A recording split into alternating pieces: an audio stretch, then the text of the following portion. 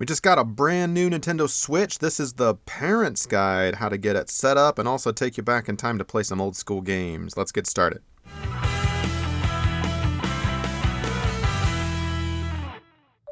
Alright, thanks for clicking. Welcome to my channel and to this video. So we recently upgraded our video game system. Not a huge gamer at all, but we had the Nintendo Wii for like way too long, and it was time to upgrade to something a little more portable, better games, more kid-friendly, and better graphics that plugged into like our big projector that we have that we play video games on.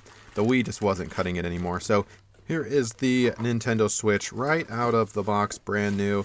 We got the one, it was like $2.99 or something like that, or maybe $2.95, and I'll put a link down in the description below.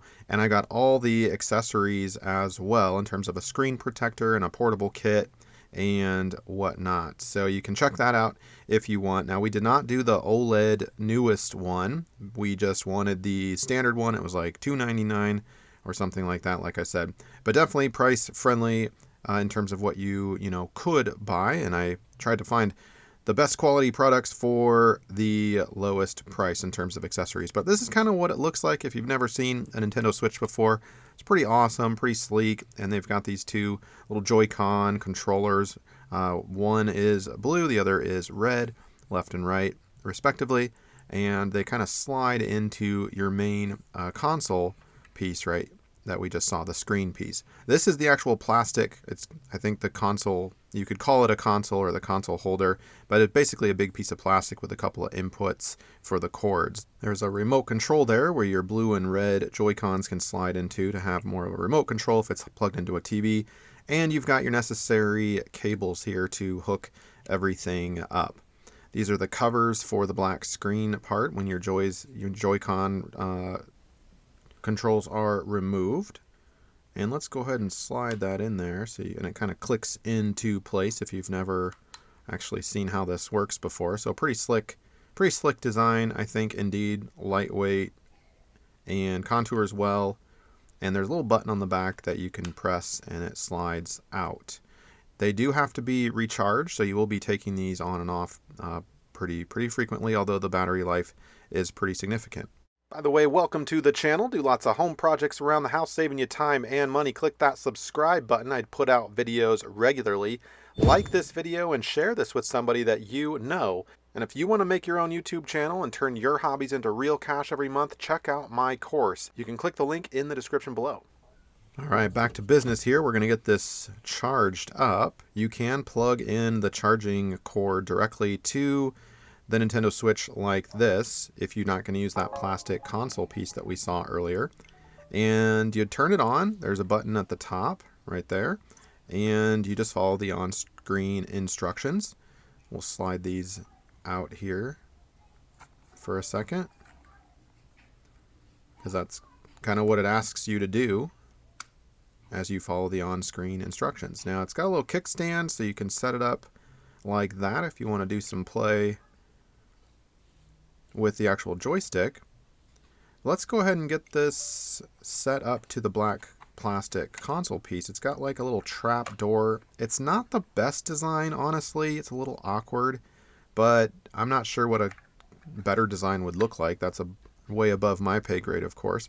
The idea is that it could be portable, so you can take it out and then use it as a stationary device as well, right? That's what the big attraction to the Nintendo Switch, I think. So you take that little trap door, and you plug in with the insert, the inputs there, and that's going to be your power cord, of course, and your HDMI cable. Now, I've got a splitter, and I'm not going to go into details on how I get that set up, but I basically needed to use the splitter to run my HDMI cable to my projector.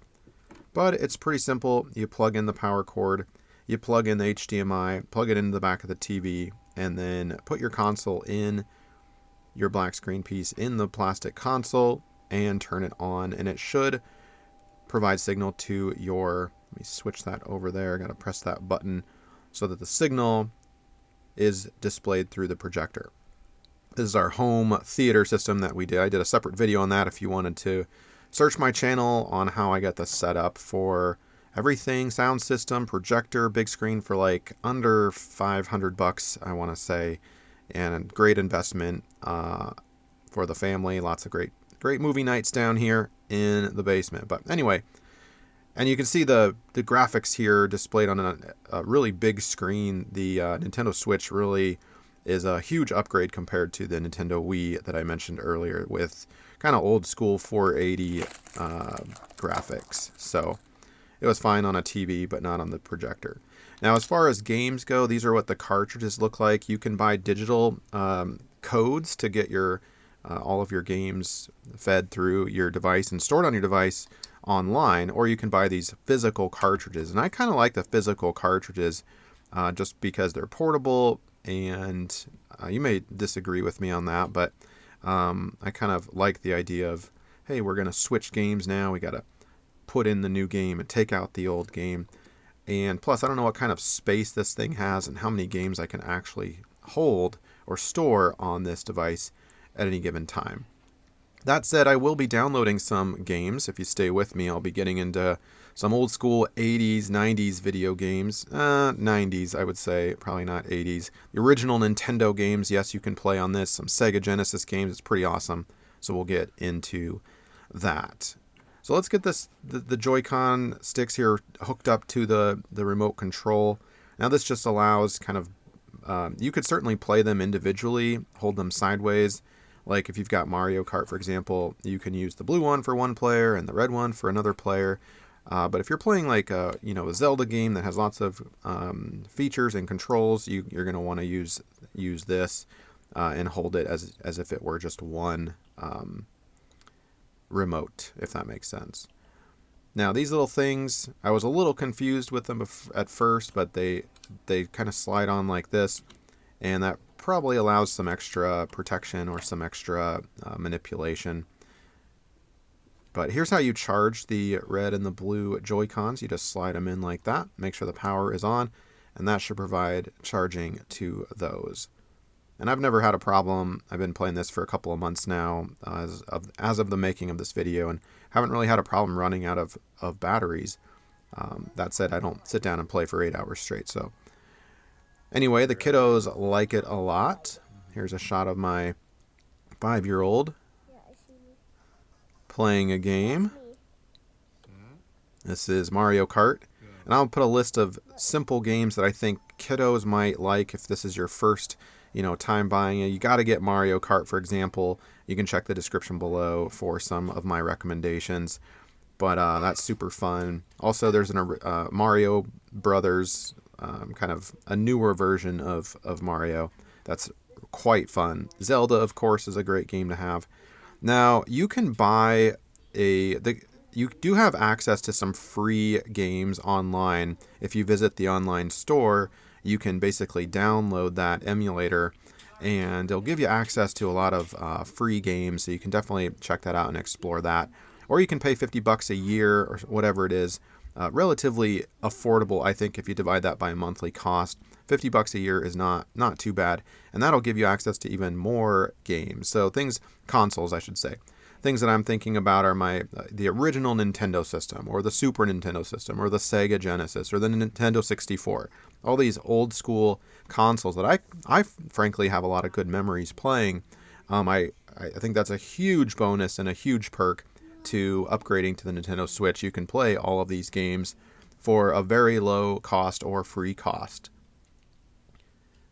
So we'll go ahead and I'll show you how that works. You basically close out the software that you were using before, like the Mario Kart game, and then you can open up the new console. You can see the original Nintendo right there. You click that button, and remember these controllers? Awesome. Of course, you can actually buy an old original controller on Nintendo's website, but it's quite expensive, and the controls that you can use just with your Switch are going to do, I think, just fine. But if you really want to try to replicate that experience of playing old school Nintendo, you can buy the original controller. So anyway, this is pretty neat. You can go back in time a little bit. Super nostalgic. I remember when I was, I don't know, I must have been 8 or 10 when it came. The UPS guy came to the door with this huge box, and it was the original Nintendo with this original game. Duck Hunt, you don't have Duck Hunt on this, but you've got the original Mario and loads of other games. So pretty cool, I think. And I have to be careful here, maybe more than my 5 and my 8-year-old have to be careful. Daddy is playing too much Mario, perhaps. And we do have a rule for the kiddos. We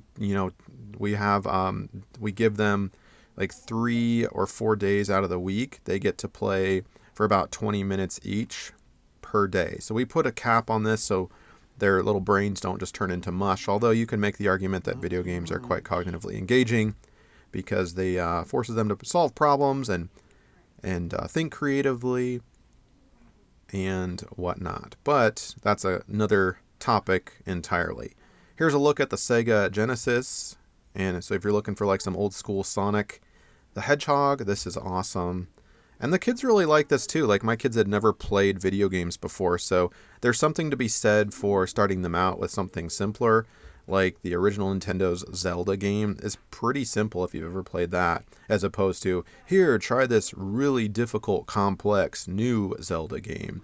So I kind of scaffolded them up a little bit, started them with some easier games where they just kind of figure out, how to control the player left and right, jump and move at the same time. All these things that we take for granted if we have, played this game before. It's actually quite difficult and challenging for that young brain to figure out. So that's kind of why we did this. But Daddy's having a great time also. Sonic the Hedgehog, are you kidding me? This takes me back. So hopefully this helps you out. Thanks so much.